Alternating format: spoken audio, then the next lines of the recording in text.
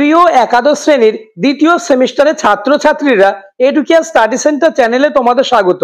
আজ আলোচনা করব তোমাদের ভূগোল সাবজেক্টের দ্বিতীয় অধ্যায় ভূমিরূপ গঠনকারী প্রক্রিয়া।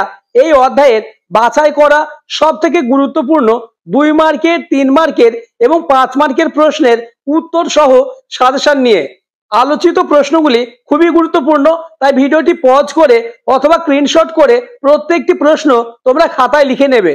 প্রথমে 2 মার্কের প্রশ্ন নিয়ে আলোচনা করব। 2 মার্কের প্রথম প্রশ্ন, ঊর্ধ্বভঙ্গ ধারা ও অধভঙ্গ ধারা কাকে বলে? পয়েন্টস করবে ঊর্ধ্বভঙ্গ ধারা। একটি প্রধান ঊর্ধ্বভঙ্গের মধ্যে একাধিক ক্ষুদ্র ক্ষুদ্র ঊর্ধ্বভঙ্গ অবস্থান করলে তাকে ঊর্ধ্বভঙ্গ ধারা বলে। পয়েন্টস করবে অধভঙ্গ ধারা। একটি প্রধান অধভঙ্গের মধ্যে একাধিক ক্ষুদ্র ক্ষুদ্র অধভঙ্গ অবস্থান করলে তাকে অধভঙ্গ ধারা বলে। কোশ্চেন নাম্বার 2, ন্যাপ ভাঁজ কাকে বলে? উত্তর, সাহিত্য ভাঁজের উপর পার্শ্বচাপ বৃদ্ধি পেলে ভাঁজের একটি বাহু অপর একটি বাহু থেকে বিচ্ছিন্ন হয়ে কয়েক কিলোমিটার দূরে অবস্থান করলে তাকে ন্যাপ বলে। বৈশিষ্ট্য, নাম্বার 1, এর বিস্তার বেশি।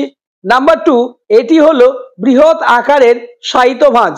পয়েন্টস করবে উদাহরণ, কাশ্মীর হিমালয়ে ন্যাপ ভাঁজ দেখা যায়। কোশ্চেন নাম্বার 3, বাক্স ভাঁজ বা বক্স ভাঁজ কাকে বলে?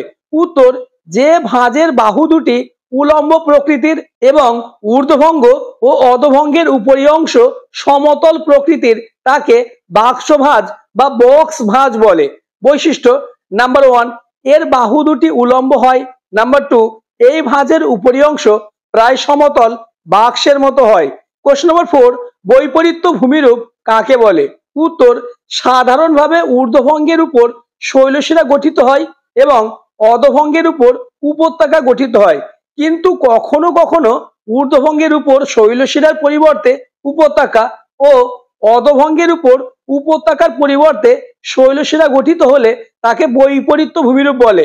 উদাহরণ, নেপাল উপত্যকা ঊর্ধ্বভঙ্গে অবস্থিত। প্রশ্ন নম্বর 5, জুড়া গঠন কাকে বলে? উত্তর, কোন ভাঁজের ঊর্ধ্বভঙ্গের উপর শৈলশিরা এবং অধভঙ্গের উপর উপত্যকা গঠিত হলে তাকে সুইজারল্যান্ডের জুড়া পর্বতের নাম অনুসারে জুড়া ভূমিরূপ বা জুড়া গঠন বলে। পরবর্তী প্রশ্ন আলোচনার আগে যারা এখনো আমার চ্যানেলটিকে সাবস্ক্রাইব করোনি, এখনই চ্যানেলটিকে সাবস্ক্রাইব করে দাও এবং ভিডিওটি তোমার বন্ধুদের মধ্যে শেয়ার করে দাও। আমি তোমাদের সেকেন্ড সেমিস্টারের প্রত্যেকটি সাবজেক্টের অধ্যায় ভিত্তিক গুরুত্বপূর্ণ প্রশ্ন অর্থাৎ সাজেস্টিভ প্রশ্ন ও তার উত্তর নিয়ে আলোচনা করব, তাই অবশ্যই চ্যানেলটিকে সাবস্ক্রাইব করে দেবে। প্রশ্ন নম্বর 6, চ্যুতি কাকে বলে? উত্তর, ভূ আলোড়নের ফলে কোনো শিলাস্তরে ফাটল সৃষ্টি হলে সেই ফাটল বরাবর একটি অংশ অপর অংশ থেকে বিচ্ছিন্ন হলে তাকে চ্যুতি বলে। বৈশিষ্ট্য পয়েন্টস করবে। নাম্বার 1, এক্ষেত্রে শিলার উলম্ব, অনুভূমিক কিংবা তির্যকভাবে সরণ ঘটে।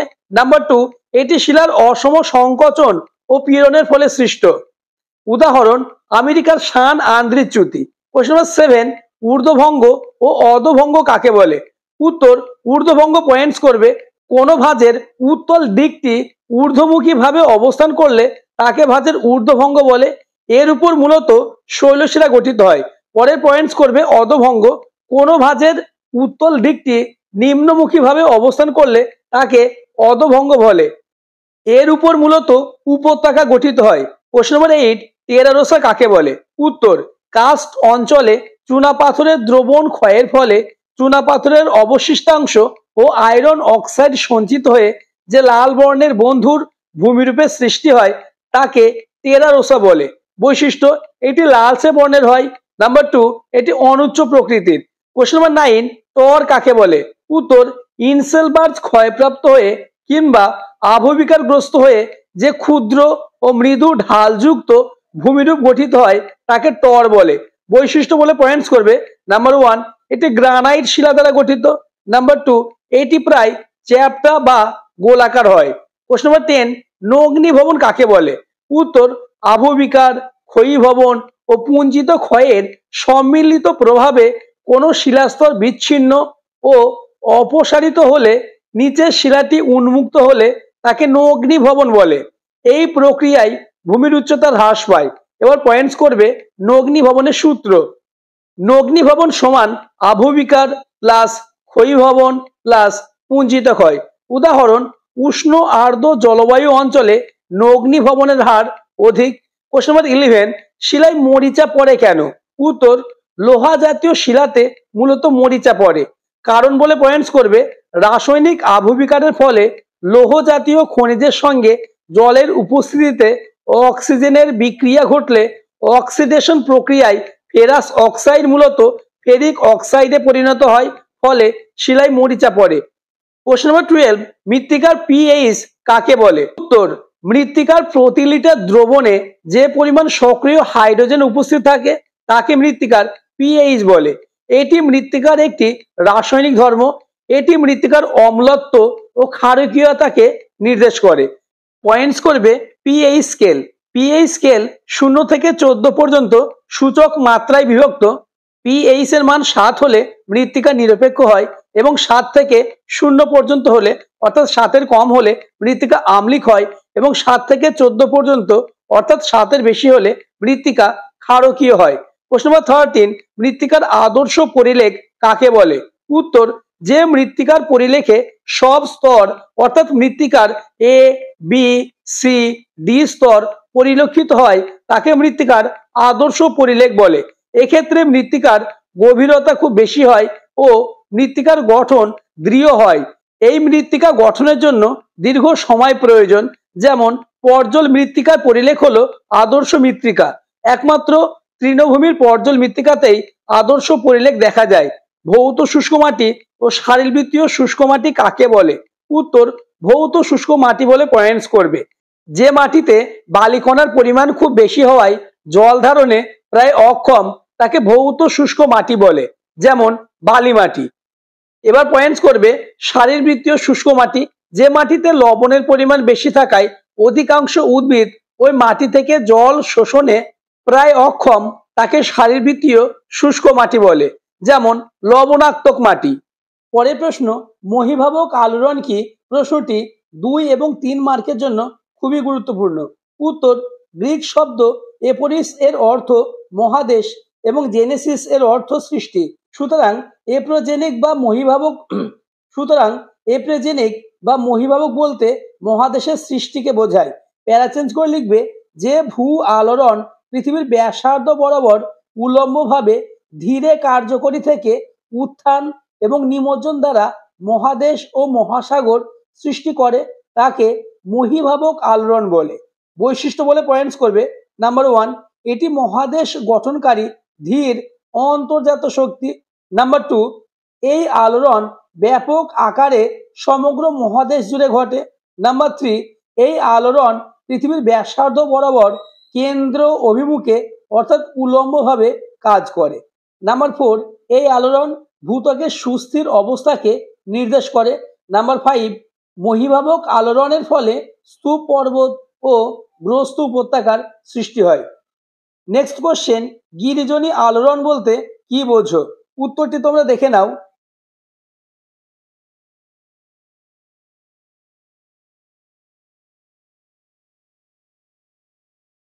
এই পর্যন্ত। নেক্সট কোশ্চেন, ইউস্ট্যাটিক আলোড়ন বলতে কি বোঝো? এটিও 2 বা 3 জন্য আসতে পারে।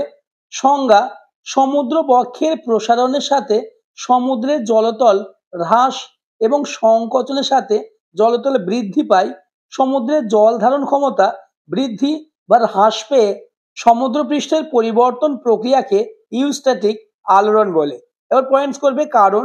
নাম্বার 1, প্রতিসারী পাত সঞ্চালনের ফলে সমুদ্রবক্ষ প্রসারিত হলে জল ধারণ ক্ষমতা বৃদ্ধি পেয়ে জলপৃষ্ঠ নেমে যায়। নাম্বার 2, অভিসারী পাত সঞ্চালনের ফলে সমুদ্রবক্ষ সংকুচিত হলে জল ধারণ ক্ষমতা কমে যায় ও জলপৃষ্ঠের উচ্চতা বৃদ্ধি পায়। নেক্সট কোশ্চেন, চিত্রসহ ভাঁজের গাঠনিক উপাদানগুলি আলোচনা করো। কোশ্চেনটি 3 অথবা 5 জন্য খুবই গুরুত্বপূর্ণ। উত্তর, ভূ আন্দোলনের প্রভাবে সৃষ্ট সংকোচন বলের প্রভাবে তথা গিরিজনী আলোড়নের প্রভাবে শিলায় পার্শ্বচাপ সৃষ্টি হয়। এই পার্শ্বচাপের ফলে নমনীয় পাললিক শিলাস্তরে সমান ও অসমান যে তরঙ্গ সদৃশ বাঁক সৃষ্টি হয় তাকে ভাঁজ বলে। ভাঁজের বিভিন্ন অংশের বিভিন্ন নাম রয়েছে। একটি ভাঁজকে বিশেষভাবে ব্যাখ্যা করতে ভাঁজের গাঠনিক উপাদানগুলি জানা প্রয়োজন। এগুলি হলো প্রথম পয়েন্টস ঊর্ধ্বভঙ্গ ও অধভঙ্গ। জ্যামিতিক রূপ অনুসারে ভাঁজের উপরের দিকের বাঁক তথা ঊর্ধ্ব অংশকে ঊর্ধ্বভাঁজ বা ঊর্ধ্বভঙ্গ বলে। অপরদিকে ভাঁজের নিচের দিকের বাঁক তথা নিম্ন অংশকে অধভাঁজ বা অধভঙ্গ বলে। দ্বিতীয় পয়েন্টস ভাঁজ অক্ষ। ভাঁজের সর্বাধিক বক্রতাযুক্ত স্থানগুলিকে সংযুক্ত করলে যে রেখা পাওয়া যায় তাকে ভাঁজ অক্ষ বলে। নেক্সট পয়েন্টস গ্রন্থি বিন্দু। ভাঁজের সর্বাধিক বক্রতাযুক্ত বিন্দুকেই গ্রন্থি বিন্দু বলা হয়। Next point শীর্ষদেশ। ঊর্ধ্বভাঁজের সর্বোচ্চ বিন্দুগুলিকে যোগ করে যে রেখা পাওয়া যায় তাকে শীর্ষদেশ বলে। নেক্সট পয়েন্টস শীর্ষবিন্দু। ঊর্ধ্বভাঁজের অন্তর্গত প্রতিটি শিলাস্তরের আলাদা আলাদা শীর্ষদেশ থাকে। ঊর্ধ্বভাঁজের যে বিন্দুতে উচ্চতা সর্বোচ্চ হয় তাকে শীর্ষবিন্দু বলা হয়। নেক্সট আয়াম। একটি কাল্পনিক আনুভূমিক তলের সাপেক্ষে ভাঁজপ্রাপ্ত শিলা তথা উত্থিত কোনো ভূভাগ যে রেখা বরাবর ছেদ করে সেই রেখাটিকে আয়াম বলে। নেক্সট পয়েন্টস করবে নতি। আনুভূমিক তলের সাপেক্ষে ভাঁজের বাহু যে কোণে নত থাকে তাকে ভাঁজটির নতি বলে। নেক্সট পয়েন্টস বাহু। ভাঁজের শীর্ষদেশ বা অক্ষ থেকে দুদিকে বিস্তৃত দুটি অংশ বা পার্শ্বদেশকে ভাঁজের বাহু বলা হয়। নেক্সট এবং লাস্ট পয়েন্টস স্তরায়ন্তল। ভাঁজের একটি শিলাস্তর অপর শিলাস্তর থেকে যে তল দ্বারা বিচ্ছিন্ন হয় তাকে স্তরায়ন্তল বলে। 9টি পয়েন্টস আলোচনা করেছি। 3 মার্কের আসলে সর্বনিম্ন 5টা পয়েন্টস লিখবে এবং 5 মার্কের আসলে সর্বনিম্ন 6টা বা 7টা পয়েন্টস লিখবে। ছবিটি তোমরা দেখে নাও। পরের প্রশ্ন, অক্ষ ও অক্ষতলের অবস্থান অনুসারে ভাঁজের শ্রেণীবিভাগ করো। মোস্ট ইম্পর্টেন্স এই প্রশ্নটি 5 মার্কের জন্য। উত্তর, বিভিন্ন দৃষ্টিকোণ থেকে ভূবিজ্ঞানীরা ভাঁজের শ্রেণীবিভাগ করেছেন। অক্ষ ও অক্ষতলের অবস্থান অনুসারে ভাঁজকে বিভিন্ন ভাগে ভাগ করা হয়। যেমন প্রতিসম ভাঁজ। শুধু প্রতিসম ভাঁজটি 2 বা 3 মার্কের জন্য আসতে পারে। যে ভাঁজে অক্ষতল উলম্বভাবে অবস্থান করে এবং বাহুদ্বয় পরস্পর বিপরীতমুখী হয় তাকে প্রতিসম ভাঁজ বলে। পয়েন্টস করবে উৎপত্তি। এই ভাঁজের উভয় দিকের সংকোচন বল সমানভাবে প্রযুক্ত হয়। ভাঁজের বাহুদ্বয় পরস্পর বিপরীতমুখী হয়ে উভয় দিকে সমান কোণে হেলে এই ভাঁজ গঠন করে। পরের পয়েন্টস করবে বৈশিষ্ট্য। নাম্বার 1 অক্ষতল। প্রতিসম ভাঁজে অক্ষতল উলম্বভাবে অবস্থান করে। নাম্বার 2 বাহুর নতি। এই ভাঁজের বাহু দুটির নতি সমান ও বিপরীতমুখী হয়। নাম্বার 3 বাহুর দৈর্ঘ্য। প্রতিসম ভাঁজে ভাঁজের উভয় বাহুই সমান দৈর্ঘ্যযুক্ত হয়। পরের পয়েন্টস করবে শক্তি। প্রতিসম ভাঁজ সৃষ্টিতে সংকোচন বল উভয় দিকে সমানভাবে প্রযুক্ত হয়। পরের পয়েন্টস ভূমিরূপ। এই ভাঁজ শৈলশিরা ও উপত্যকা গঠন করে। এবার একটি ছবি তোমাদের দিতে হবে। পরের পয়েন্টস করবে অপ্রতিসম ভাঁজ। অপ্রতিসম ভাঁজটিও 2 বা 3 মার্কের জন্য আসার সম্ভাবনা রয়েছে। দুদিক থেকে সংকোচন বলের ভিন্নতার কারণে যখন অক্ষতল হেলানোভাবে অবস্থান করে এবং বাহুদ্বয় ভিন্ন নতি ও দৈর্ঘ্য যুক্ত হয়ে অক্ষতলের দুদিকে প্রসারিত থাকে তখন তাকে অপ্রতিসম ভাঁজ বলা হয়। পয়েন্টস করবে উৎপত্তি। ভাঁজ অক্ষের একপাশে সংকোচন বল বেশি হলে অক্ষতল আবর্তিত হয়ে একদিকে হেলে একটি বাহু সুদীর্ঘ এবং অন্য বাহু নাতিদীর্ঘ হয়ে এই ভাঁজ গড়ে ওঠে। অর্থাৎ অসমান ও অনিয়মিত সংনমন বল দ্বারা এই ভাঁজ সৃষ্টি হয়। বৈশিষ্ট্য পয়েন্টস করবে। নাম্বার 1 অক্ষতল। অপ্রতিসম ভাঁজে অক্ষতল হেলানো বা তির্যকভাবে অবস্থান করে। নাম্বার 2 বাহুর নতি। অপ্রতিসম ভাঁজের বাহু দুটির নতি অসমান ও ভিন্নমুখী হয়। নাম্বার 3 বাহুর দৈর্ঘ্য। এক্ষেত্রে বাহুদ্বয় অসমান দৈর্ঘ্য বিশিষ্ট হয়।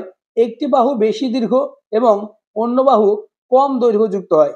চতুর্থ পয়েন্ট শক্তি। অপ্রতিসম ভাঁজ সৃষ্টিতে সংকোচন বলের প্রভাব একদিকে বেশি এবং অপর দিকে কম প্রযুক্ত হয়। পরের পয়েন্টস করবে ভূমিরূপ। অপ্রতিসম ভাঁজ সৃষ্ট ভূপৃষ্ঠে বন্ধুর শৈলশিরা এবং অসম ঢাল বিশিষ্ট উপত্যকা সৃষ্টি হয়। প্রতিসম এবং অপ্রতিসম ভাঁজের মধ্যে পার্থক্য আসতে পারে। বৈশিষ্ট্যগুলি ভালোভাবে লক্ষ্য করলে তোমরা নিজেরাই পার্থক্যটি করে নিতে পারবে। এবার একটি ছবি দিতে হবে। তৃতীয় পয়েন্টস, সাহিত্যভাজ। সাহিত্যভাজ 2 বা 3 মার্কের জন্য আসতে পারে। প্রবল আনুভূমিক পার্শ্বচাপের কারণে ভাঁজের মূল অঞ্চল থেকে ভাঁজের অক্ষতল ও বাহু দুটি যখন আনুভূমিক তলের সঙ্গে প্রায় সমান্তরালে অবস্থান করে তখন তাকে সাহিত্যভাজ বলা হয়। উৎপত্তি পয়েন্টস করবে। ভাঁজের এক পাশে ভাঁজ সৃষ্টিকারী আনুভূমিক সংকোচন বল অত্যাধিক বৃদ্ধি পেলে ভাঁজের অক্ষতল ও বাহু দুটি ভূমির প্রায় সমান্তরালে শায়িত হয়ে এই ভাঁজ সৃষ্টি হয়। বৈশিষ্ট্য পয়েন্টস করবে। নাম্বার 1, শায়িত ভাঁজের বাহু দুটি নতি সমান, বাহু দুটি আনুভূমিক তলের সঙ্গে প্রায় সমান্তরাল। আর দ্বিতীয় অধ্যায়টি যেহেতু অনেকটি বড়, তাই দুটো পার্টে আমি দ্বিতীয় অধ্যায়ের গুরুত্বপূর্ণ প্রশ্ন নিয়ে আলোচনা করব। আলোচিত প্রশ্নগুলির পিডিএফ ফাইল নিতে চাইলে ডেসক্রিপশনে হোয়াটসঅ্যাপ লিঙ্ক দেওয়া থাকবে, তোমরা হোয়াটসঅ্যাপ গ্রুপে জয়েন হয়ে যাবে। ইতিমধ্যে আমি তোমাদের জন্য প্রথম অধ্যায়ের গুরুত্বপূর্ণ প্রশ্ন অর্থাৎ সাজেস্টিভ প্রশ্ন তার উত্তর নিয়ে আলোচনা করেছি। যারা এখনো দেখোনি ডেসক্রিপশনে লিঙ্ক দেওয়া থাকবে, দেখে নেবে। পরের পয়েন্টস করবে অক্ষতল, নেক্সট পয়েন্টস বাহু এবং লাস্ট পয়েন্টস পার্শ্বচাপ। আজকের ভিডিও এই পর্যন্ত। পরবর্তী ভিডিওতে তোমাদের এই অধ্যায়ের আরো বেশ কিছু গুরুত্বপূর্ণ প্রশ্ন তার উত্তর নিয়ে আলোচনা করব। তাই চ্যানেলে নতুন হয়ে থাকলে চ্যানেলটিকে সাবস্ক্রাইব করে দেবে এবং ভিডিওটি তোমার বন্ধুদের মধ্যে শেয়ার করে দেবে। আমি তোমাদের সেকেন্ড সেমিস্টারের প্রত্যেকটি সাবজেক্টের অধ্যায় ভিত্তিক গুরুত্বপূর্ণ প্রশ্ন অর্থাৎ সাজেস্টিভ প্রশ্ন তার উত্তর নিয়ে আলোচনা করব। তাই চ্যানেলটিকে সাবস্ক্রাইব করে পাশের বেল আইকনটি প্রেস করে নোটিফিকেশন অল করে দেবে।